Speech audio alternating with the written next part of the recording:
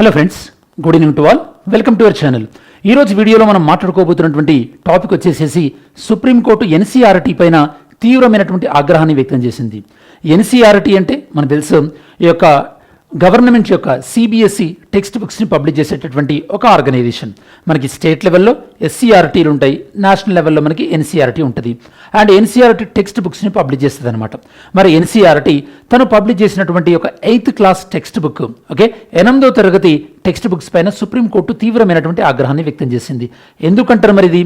ఎందుకంటే ఆ 8th class text బుక్లో న్యాయ వ్యవస్థలో అవినీతి అనేటటువంటి ఒక లెసన్ చేర్చారనమాట ఎన్సీఆర్టీ వాళ్ళు. సో దానిపైన సుప్రీంకోర్టు తీవ్రంగా ఆగ్రహం వ్యక్తం చేసింది. ఏమని? మీరు అలా న్యాయ వ్యవస్థలో అవినీతి అని చేర్చడం అనేది చాలా ఓవర్ సింప్లిఫికేషన్. అంటే అంత ఈజీగా మీరు ఎలా చేర్చుతారు?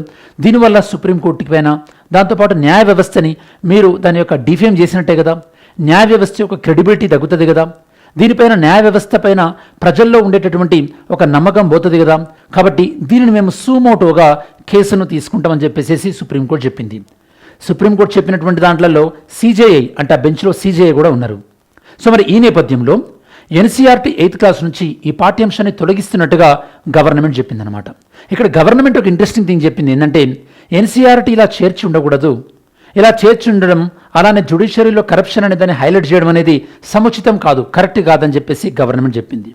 మరి కొన్ని సందర్భాలలో ఎస్పెషల్లీ చరిత్ర విషయాలలో, హిస్టరీకి సంబంధించి ఈ యొక్క మొఘల్లకు సంబంధించి కానీ, ఢిల్లీ సుల్తాన్లకు సంబంధించిన పాఠ్యాంశాలను తొలగించినప్పుడు ప్రభుత్వం దానికి క్రెడిట్ తీసుకుంది. అంటే మేమే ఈ విషయంలో ఇంటర్ఫియర్ అయి తొలగించడం అన్న లెవెల్లో. మరి ఈ న్యాయ వ్యవస్థలో అవినీతి అన్నటువంటి టాపిక్ ప్రభుత్వానికి తెలియకుండా జరిగిందంటారా, లేదా తెలిసి జరిగిన తర్వాత ఇప్పుడు మళ్ళీ ప్రభుత్వం తెలియనట్టు భావిస్తుందా? సో దీనిపైన మీరేమనుకుంటున్నారో ఆన్సర్ చేయడానికి ట్రై చేయండి. సరే, మరి ఈ పర్టికులర్ వీడియోలో మనం ప్రధానంగా తెలుసుకోబోయేటటువంటి విషయాలు ఏంటో చూద్దాం ఒకసారి. సో ఇందులో మనం ఒక what did the text book contain, అసలు టెక్స్ట్ బుక్ ఏం చెప్తుంది, ఈ టెక్స్ట్ బుక్ పేరేంటి, అంటే మనకి సీజేఐ ఇచ్చినటువంటి అభ్యంతరాలు ఏ విధంగా ఉన్నాయి, ఎందుకు మరి సీజేఐ అంత తీవ్రంగా మనకి కమెంట్ చేయడం జరిగింది. దాంతోపాటు ఇందులో ఇన్వాల్వ్ అయినటువంటి రాజ్యాంగపరమైన, అలానే ఇన్స్టిట్యూషనల్ డైమెన్షన్స్ అంటే న్యాయ వ్యవస్థకు సంబంధించినటువంటి వివిధ డైమెన్షన్స్ అండ్ గవర్నెన్స్ ఇష్యూస్. అసలు మరి అంటే జ్యుడిషియరీలో ఉన్నటువంటి కొన్ని ఇష్యూస్ ఏంటి, అంటే ఎలా కేసెస్ అనేవి పెండింగ్లో ఉన్నాయి, అండ్ దాంతోపాటు మనకి ఇంకా అసలు కోర్టులలో ఇన్ఫ్రాస్ట్రక్చర్ ఎలా లేదు, ఇట్లాంటివి. అండ్ ఫైనల్గా ఎడ్యుకేషనల్ అండ్ ఎథికల్ డైమెన్షన్స్ ఈ పర్టికులర్ టాపిక్ సంబంధించి, ఓకే, ఎందుకంటే ఇది ఎన్సీఆర్టీ బుక్స్కి సంబంధించింది కదా. అండ్ ఫైనల్లీ మనం కంక్లూజన్ డ్రా చేయడం జరుగుతుంది.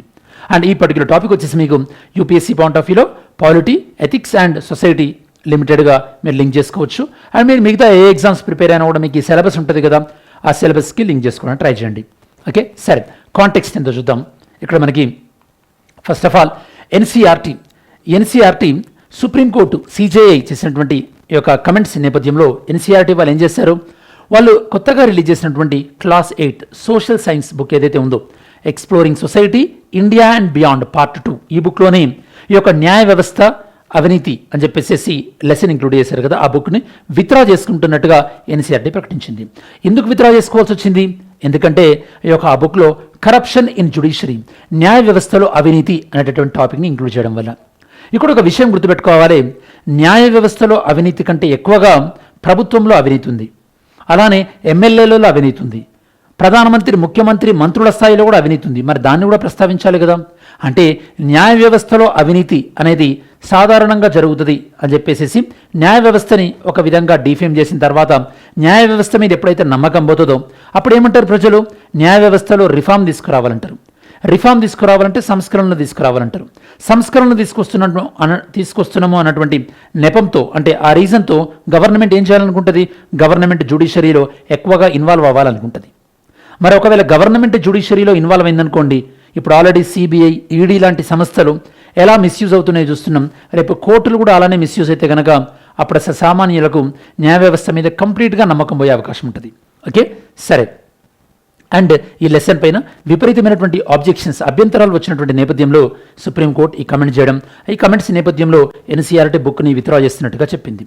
సో కాబట్టి ఇక్కడ మనం ప్రధానంగా కొన్ని విషయాలు ఇక్కడ మనకు ఒకదానికొకటి కాన్ఫ్లిక్ట్ అవుతున్నాయి అనమాట. అంటే సంఘర్షణ ఉంది. అంటే ఏంది మనకి, ఫర్ ఎగ్జాంపుల్ ఇన్స్టిట్యూషనల్ ఇంటిగ్రిటీ, అంటే ఒకవైపు ఏమో జ్యుడిషియరీకి ఒక పర్టిక్యులర్ డిసిప్లిన్ ఉంటుంది, అండ్ జ్యుడిషియరీకి ఒక రకమైనటువంటి పబ్లిక్లో పర్సెప్షన్ ఇమేజ్ ఉంటుంది, దాంతోపాటు ఒక స్టేటస్ ఉంటుంది కదా న్యాయ వ్యవస్థకి. మరి అట్లాంటివి మనం కాపాడుకోవాలి కదా. అండ్ అకాడమిక్ అటానమీ అంటే మరి అట్ ద సేమ్ టైం యొక్క ఎన్సీఆర్టీలకు కూడా వాళ్ళకు కూడా వాళ్ళు పబ్లిష్ చేసే దాంట్లో ఎలాంటి లెసన్ ఉండాలి, ఆ లెసన్ ఏ విధంగా ఉండాలి అనేటటువంటిది ఎన్సీఆర్టీ కూడా ఫ్రీడమ్ ఉంటుంది కదా. ఎందుకంటే ఎన్సీఆర్టీ బుక్స్ ద్వారా పబ్లిక్లో ఎస్పెషల్లీ చిల్డ్రన్లో ఒక క్రిటికల్ అవేర్నెస్ వచ్చే అవకాశం ఉంటుంది కదా. మరి ఆ విషయంలో ఎన్సీఆర్టీకి ఉన్నటువంటి ఫ్రీడమ్ని వీళ్ళు తగ్గించినట్టే కదా. దాంతోపాటు మరి ఈ రెండింటిని బ్యాలెన్స్ చేసే విధంగా మనకి కాన్స్టిట్యూషనల్ వాల్యూస్ అంటే రాజ్యాంగంలో ఉన్నటువంటి విలువలు. రాజ్యాంగం మనకి కాన్స్టిట్యూషన్ ఏం చెప్తుంది, ఒకవైపు freedom of speech and expression ఉండాలి, and at the same time ఒక కాన్స్టిట్యూషనల్ బాడీస్ అంటే రాజ్యాంగ సంస్థలు ఏవైతే ఉంటాయో వాటిని గౌరవించాలి. అంటే ఈ విధంగా వీటిని బ్యాలెన్స్ చేయడం అనేది, బ్యాలెన్స్ చేసే విషయంలో కాన్ఫ్లిక్ట్ అనేది వస్తుందన్నమాట.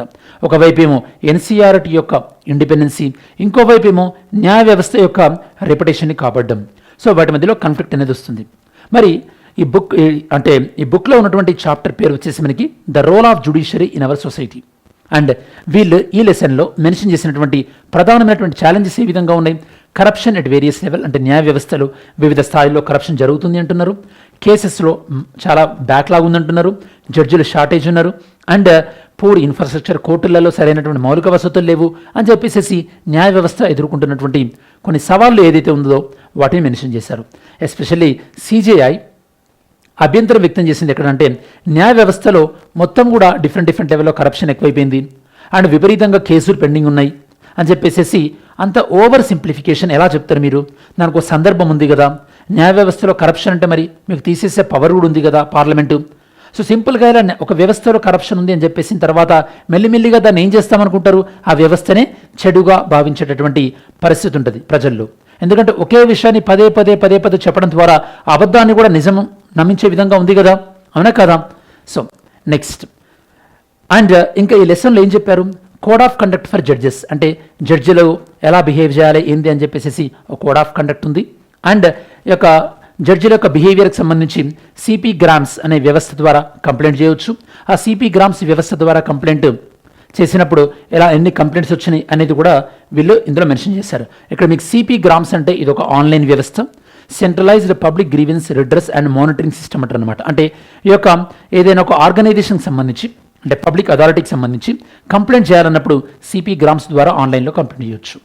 అండ్ వీళ్ళు ఏమంటున్నారంటే ఈ యొక్క సిపి గ్రామ్స్ వ్యవస్థ ద్వారా జ్యుడిషియరీలో అవినీతి ఉందని చెప్పేసి మాకు కొన్ని వేల కంప్లైంట్స్ వచ్చినాయని చెప్పేసి రీసెంట్గా కూడా ఈ యొక్క మన లా మినిస్టర్ అఫీషియల్ కూడా ప్రకటించారు. ఓకే, నెక్స్ట్ అలానే పార్లమెంటు కొన్ని కండిషన్లలో ఎలా జడ్జిలను తీసేయవచ్చు అండ్ జ్యుడిషియరీలో మరింత ట్రాన్స్పరెన్సీ పెంచడానికి టెక్నాలజీ ఎలా వాడవచ్చు అంటే ఈ విషయాలన్నీ కూడా ఈ యొక్క 8th క్లాస్ బుక్లో మెన్షన్ చేశారనమాట. ఓకే, అంటే కొన్ని పాజిటివ్స్ కొన్ని నెగిటివ్స్ రెండు కూడా మెన్షన్ చేశారు. అండ్ ఇందులో ఇంకేం మెన్షన్ చేశారు, సుమారు 4 కోట్ల పెండింగ్ కేసెస్ ఉన్నాయి అక్రాస్ ద కోర్ట్స్. అలానే అంటే జడ్జెస్ ఉండాల్సినటువంటి పాపులేషన్కి ఉన్నంత కావాల్సినటువంటి జడ్జిలు లేరు. అండ్ విపరీతమైనటువంటి కరప్షన్ వల్ల న్యాయం ఎవరికైతే అందాల్సిన వాళ్ళకి న్యాయం అనేది దొరకట్లేదు. ఎస్పెషల్లీ ఎవరైతే కనుక పూర్ పీపుల్ ఉంటారో, ఎవరైతే వెనుకబడినటువంటి పీపుల్ ఉంటారో వాళ్ళకి అందాల్సినంత న్యాయం అందట్లేదు అని చెప్పేసి ఇలా ఈ యొక్క న్యాయ వ్యవస్థ గురించి దానికి ఎదుర్కొంటున్నటువంటి ఛాలెంజెస్ గురించి ఈ యొక్క లెసన్లో మెన్షన్ చేశారు. సో కాబట్టి మరి ఇక్కడ సుప్రీంకోర్టుకు వచ్చినటువంటి ఆబ్జెక్షన్ ఏంది?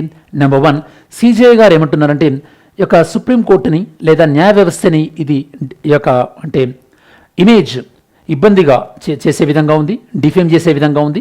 అండ్ దీనివల్ల పబ్లిక్ పర్సెప్షన్ అంటే ప్రజల్లో న్యాయ వ్యవస్థ పైన ఖచ్చితంగా ఒక రకమైనటువంటి బ్యాడ్ ఇమేజ్ వచ్చేటటువంటి అవకాశం ఉంది. ఇది సుప్రీంకోర్టు ఒకటే కాదు, ఈవెన్ సీనియర్ న్యాయవాదులు కూడా వీటిపైన ఆబ్జెక్షన్స్ రైజ్ చేస్తున్నారు అని చెప్పేసి మేము దీనిపైన సుమోటోగా కేసు తీసుకుంటామని చెప్పేసి సుప్రీంకోర్టు చెప్పిందనమాట. సో కాబట్టి ఇక్కడ ఒక విషయం గుర్తుపెట్టుకోవాలి, మనకి constitutional and institutional dimensions point of view అంటే న్యాయ వ్యవస్థకి మనం ఇచ్చినటువంటి కొన్ని సేఫ్ గార్డ్స్ ఏ విధంగా ఉన్నాయి అంటే మన ఇండియాలో ఒక సుప్రీంకోర్టు కానీ హైకోర్టు కానీ మనం ఇచ్చినటువంటి కొన్ని స్పెషల్ పవర్స్ ఏ విధంగా ఉన్నాయి అంటే number 1, independence of judiciary or judicial independence అంటే న్యాయ వ్యవస్థ స్వతంత్రంగా పనిచేసేలా మన ఇండియన్ కాన్స్టిట్యూషన్ ఆల్రెడీ ఆర్టికల్ 50లో చెప్పింది డిపిఎస్పిలో.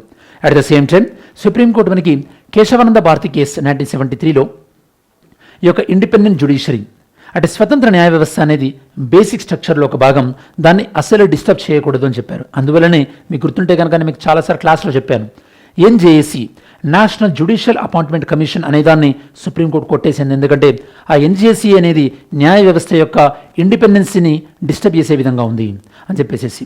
ఓకే, నెక్స్ట్ అండ్ న్యాయ వ్యవస్థలో మరి అకౌంటబిలిటీ లేదా, అసలు జవాబుదారితనం లేదా న్యాయ వ్యవస్థలో అంటే ఉంది. ఏ విధంగా? ఫర్ ఎగ్జాంపుల్, జడ్జిలు కాన్స్టిట్యూషన్ని వైలేట్ చేసిన లేదా మిస్బిహేవియర్ కానీ ఇన్కెపాసిటీ కానీ అట్లాంటి టైంలలో జడ్జిలను తీసేయచ్చు, వాళ్ళపైన ఎంక్వైరీ వేయచ్చు. అండ్ సుప్రీంకోర్టు తను ఇచ్చినటువంటి జడ్జిమెంట్స్ని తనే రివ్యూ చేసుకునేటటువంటి పవర్ కూడా ఉంది. అండ్ హైకోర్టు ఇచ్చినటువంటి జడ్జిమెంట్స్ని రివ్యూ చేసుకునే పవర్ ఉంది. కాబట్టి ఎక్కడా కూడా జ్యుడిషియరీకి అన్లిమిటెడ్ పవర్స్ అంటూ ఇవ్వలేదు. ఎస్పెషల్లీ మనలాంటి డెమోక్రటిక్ కంట్రీలో రాజకీయాలు ఈ యొక్క క్రిమినల్స్ చేత నిండిపోతున్నటువంటి ఈ సందర్భంలో న్యాయ వ్యవస్థ అనేది స్ట్రాంగ్ ఉండాలి. జ్యుడిషియరీ కూడా స్ట్రాంగ్ లేదనుకోండి, అప్పుడు ఇంకా మరింతగా మన కంట్రీ డెవలప్మెంట్ అనేది తగ్గిపోయే అవకాశం ఉంటుంది. అండ్ మరింతగా వ్యవస్థలు కంప్లీట్గా ఫెయిల్ అయ్యేటువంటి అవకాశం ఉంటుంది. సో కాబట్టి ఈ పర్టికులర్ ఇష్యూలో మనకి జ్యుడిషియల్ ట్రాన్స్పరెన్సీకి అండ్ అలానే క్రిటికల్ పెడగాగి అంటే విమర్శించడం, మరి న్యాయ వ్యవస్థను అసలే విమర్శించొద్దంటే ఎలా? ఒకవైపు విమర్శించాలా లేదా ఇంకోవైపు ఈ యొక్క జ్యుడిషియరీని ఖచ్చితంగా అసలు ఏమనకూడదా అన్నప్పుడు ఒక బ్యాలెన్స్ మెయింటైన్ చేయాల్సి ఉంటుంది. అంటే విమర్శ చేసినా కూడా ఆ విమర్శకి కాంటెక్స్ట్ అనేది యాడ్ చేయాలన్నమాట. అంటే ఒకవైపు సుప్రీంకోర్టు ఇచ్చినటువంటి ఇంపార్టెంట్ జడ్జిమెంట్స్ని కోట్ చేయాలి, ఇంకోవైపు ఎందువల్ల అలాంటి ప్రాబ్లమ్స్ ఉన్నాయి అండ్ ఆ ప్రాబ్లమ్స్ని ఎలా ఓవర్కమ్ చేయొచ్చు, ఎలాంటి రిఫార్మ్స్ తీసుకురావాలి అని చెప్పేసి ఒక బ్యాలెన్స్డ్ పర్స్పెక్టివ్ అనేది ఇవ్వాలి. అలా కాకుండా ఈ యొక్క జ్యుడిషియరీ అనేది ఒక విలన్ లాగా చూపెట్టడానికి ప్రయత్నం చేశారనుకోండి, అప్పుడు ఆటోమేటికల్లీ జ్యుడిషియరీకి ఎఫెక్ట్ అవుతుందని చెప్పేసి సీజే యొక్క కమెంట్స్ అనమాట. అండ్ ఎడ్యుకేషనల్ డైమెన్షన్ చూసినట్టయితే కనుక మరి ఈ ఎన్సీఆర్టీ అనేది ఈ లెసన్ని ఇంక్లూడ్ చేయడాన్ని సపోర్ట్ చేస్తున్న వాళ్ళు కూడా కొంతమంది ఉన్నారు. వాళ్ళు ఏమంటున్నారంటే ఎన్సీఆర్టీ లెసన్స్ ద్వారా మనకు ఒక క్రిటికల్ అవేర్నెస్ అనేది తెలుస్తుంది కదా పిల్లలకి. ఎందుకంటే డెమోక్రసీలో చాలా అత్యంత ముఖ్యమైనది ఏంది? Critical awareness. అంటే మంచేది చెడేది అని తెలుసుకునేటటువంటి అవకాశం అది తెలుస్తుంది కదా ఈ యొక్క ఎన్సీఆర్టీ లెసన్స్ వల్ల. అండ్ ఇందులో జ్యుడిషియరీ ఫేస్ చేస్తున్నటువంటి ఛాలెంజెస్ ఉన్నాయి, జ్యుడిషియరీకి ఉన్నటువంటి సేఫ్ గార్డ్స్ ఉన్నాయి, అండ్ జ్యుడిషియరీలో తీసుకురావాల్సినటువంటి రిఫార్మ్స్ ఉన్నాయి. కాబట్టి ఇందులో ఈ యొక్క న్యాయ వ్యవస్థను డిఫేమ్ చేస్తున్నట్టు ఎట్లుంది? అండ్ సింపుల్గా ఎన్సీఆర్టీకి ఉన్నటువంటి అటానమీ విషయంలో గవర్నమెంట్ కూడా ఎలా చెప్తుంది? ఈ యొక్క ఎన్సీఆర్టీ లెసన్ని మేము విత్డ్రా చేస్తామని చెప్పేసి, అంటే గవర్నమెంట్ ఎక్సెసివ్గా ఎన్సీఆర్టీ విషయంలో ఇన్వాల్వ్ అయినట్టే కదా అని చెప్పేసి కొంతమంది ఈ యొక్క ఎన్సీఆర్టీ లెసన్ తీసివేయడాన్ని తప్పుపడుతున్న వాళ్ళు ఉన్నారు. సో ఈ విధంగా ఫైనల్గా కంక్లూజన్ ఏంటంటే ఇది ఖచ్చితంగా ఈ యొక్క జ్యుడిషియరీలో ఉన్నటువంటి అకౌంటబిలిటీని అండ్ ఎడ్యుకేషన్ రెస్పాన్సిబుల్గా టీచ్ చేసేటువంటి విషయాన్ని అండ్ డెమోక్రసీలో కావాల్సినటువంటి ట్రాన్స్పరెన్సీని వీటన్నిటిపైన డిబేట్ చెప్తుంది. సో ఏ స్ట్రాంగ్ డెమోక్రసీ అయినా ఖచ్చితంగా డెమోక్రసీలో ఉన్నటువంటి ఇన్స్టిట్యూషన్స్ని కాపాడుకోవాలి.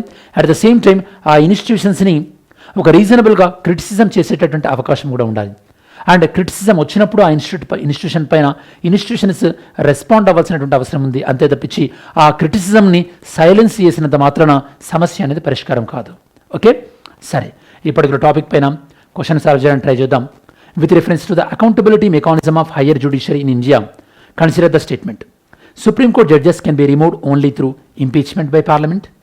Second one, కాన్స్టిట్యూషన్ అనేది సిపి గ్రామ్స్ గురించి ఎక్స్ప్లిసిట్గా ఇక ప్రత్యేకంగా చెప్తుంది అంటున్నారు. థర్డ్ వన్, జ్యుడిషియల్ ఇండిపెండెన్సీ అనేది బేసిక్ స్ట్రక్చర్లో ఒక పార్ట్ అంటున్నారు. ఓకే, ఈ 3 స్టేట్మెంట్స్ని ఎగ్జామిన్ చేసి రైట్ ఆన్సర్ చెప్పండి.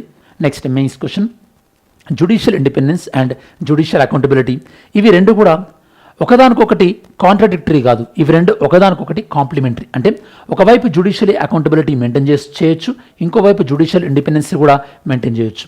కాబట్టి ఈ యొక్క రీసెంట్ డిబేట్స్ ఈ యొక్క especially institutional integrity and institution యొక్క ట్రాన్స్పరెన్సీ విషయంలో రీసెంట్గా వస్తున్నటువంటి డిబేట్స్ జరుగుతున్నటువంటి సందర్భంలో ఈ స్టేట్మెంట్ని మీరు ఎగ్జామిన్ చేయడానికి ట్రై చేయండి.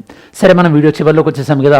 ఈ వీడియోలో మనం మెయిన్గా డిస్కస్ చేసినటువంటి అంశాలు ఏంటంటే ఎన్సీఆర్టీ 8th క్లాస్ టెక్స్ట్ బుక్లో ఇంక్లూడ్ చేసినటువంటి ఒక పాఠ్యాంశం పైన, ఒక లెసన్ పైన సుప్రీంకోర్టు తీవ్రంగా ఆగ్రహం వ్యక్తం చేయడం, దాన్ని తీసేస్తున్నట్టుగా గవర్నమెంట్ ప్రకటించింది. మరి ఈ కాంటెక్స్లో సుప్రీంకోర్టు యొక్క ఆబ్జెక్షన్స్ ఏంటి అండ్ ఎన్సీఆర్టీ ఆ చాప్టర్ని ఇంక్లూడ్ చేయడాన్ని సపోర్ట్ చేస్తున్న వాళ్ళ యొక్క ఆర్గ్యుమెంట్ ఏంది, ఇక్కడ ఇన్స్టిట్యూషనల్ ఇంటిగ్రిటీ ఏ విధంగా కాపాడాలి, అట్ ద సేమ్ టైం మనకి ట్రాన్స్పరెన్సీని ఏ విధంగా ప్రమోట్ చేయాలి అన్న రెండింటిని కూడా మనం డిస్కస్ చేయడం జరిగింది. అలానే జ్యుడిషియరీ ఇండిపెండెన్స్ సంబంధించి అది బేసిక్ స్ట్రక్చర్లో ఏ విధంగా పార్ట్ అయింది అనేది మనం డిస్కస్ చేసాం. అట్ ద సేమ్ టైమ్ ఇట్లాంటి ఎన్సీఆర్టీ లెసన్స్ ఒక రీజనబుల్గా ఇంక్లూడ్ చేయడం వల్ల పబ్లిక్లో ఒక క్రిటికల్ అవేర్నెస్ని కూడా ప్రమోట్ చేయొచ్చు అని కూడా మనం డిస్కస్ చేసాం. ఇది స్టూడెంట్స్ ఓవరాల్గా ఈ పర్టికులర్ టాపిక్ సంబంధించినటువంటి ఒక సమగ్రమైన విశ్లేషణ. ఐ హోప్ ఈ వీడియో ద్వారా మీకు ఈ టాపిక్ పైన ఒక బేసిక్ అవగాహన వచ్చిందనుకుంటున్నాను. మరి ఈ వీడియో నచ్చినట్టయితే కనుక వీడియో లైక్ చేయడానికి ట్రై చేయండి. దాంతోపాటు మీరు ఇంకొన్ని నెక్స్ట్ వీడియోస్కి మీరు ఏమైనా టాపిక్ సజెస్ట్ చేయాలంటే సజెస్ట్ చేయండి. దాంతోపాటు మన ఛానల్లో నేను ఒక పాడ్కాస్ట్ అప్లై చేయడం జరిగింది. ఆ పాడ్కాస్ట్ ఎలా ఉంది అండ్ ఫ్యూచర్లో మీరు ఇట్లాంటి ఏమైనా పాడ్కాస్ట్కి మీరు ఏమైనా సజెషన్స్ ఇవ్వాలన్నా కూడా సజెషన్స్ ఇవ్వండి. Definitely I will consider. Anyhow, thanks for watching this video. Have a great day. జై హింద్.